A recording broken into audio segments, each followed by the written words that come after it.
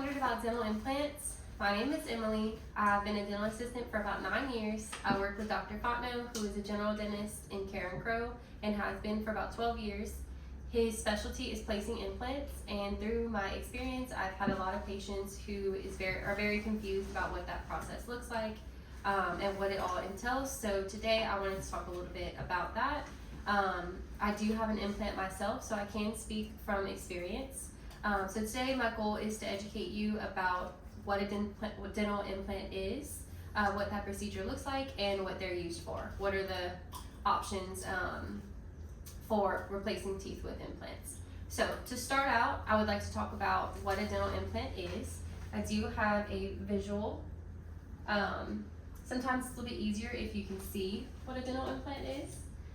So we have 3 parts. We have the implant post, we have the abutment, and we have a crown. So all of these are actually placed together. They're just separated in this photo so you can see the different parts.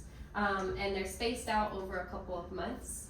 Fun fact about an implant, State Pearls is placed an article and said that dental implants is actually one of the oldest dental procedures known.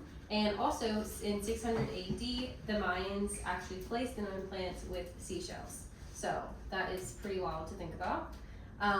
Nowadays, obviously that procedure looks a lot different. So I'm gonna walk through what that procedure looks like. So the first step is gonna be to extract the tooth. Once the tooth is extracted, we recommend placing bone graft. And the reason for this is that whenever your tooth is extracted, you have a hole in your jaw where your tooth was, so we pack bone grafts inside that hole, and over time that heals.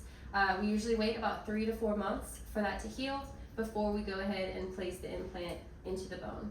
I did an interview with Dr. Fontenot, and he highly recommends waiting the appropriate amount of time for it to heal so that we have good stability for that implant. If you don't wait, if you don't wait long enough, that bone will not be sturdy enough, and if we attach a tooth onto that implant too early, the implant can actually fail. So that's very, very important. There are multiple options for actually replacing your teeth when it comes to implants. So we will talk about that since we've already discussed what a dental implant is and what that process looks like.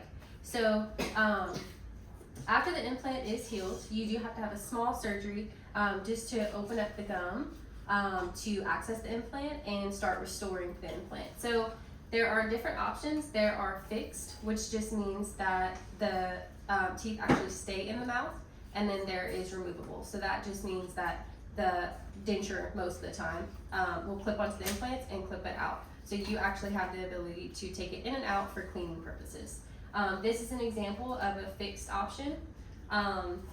So this actually is a full bridge of teeth that are screwed into the implants, and they stay in the mouth. You do not take them out. The only thing is whenever you go to your dentist, sometimes they will take it out and clean it very, very well underneath the gums. Actually, in an article by Dr. Clinton Brinton, he recommends and stresses the importance of going to the dentist every year or 2 years to have them remove and clean underneath there, because stuff can kind of build up that you just can't reach.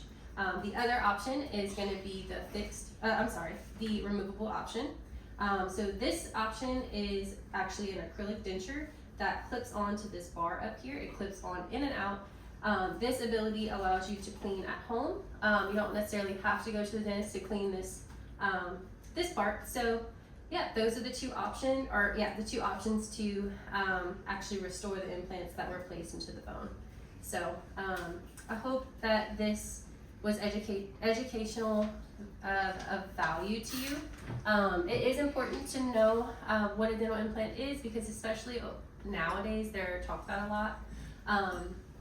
And I do feel like myself going through the process and being acknowledged about, or being with knowledge about that process, made it a little bit easier. So I hope that you now feel like you are educated about what an implant is, what an implant is used for, and what the procedure is like. So thank you again.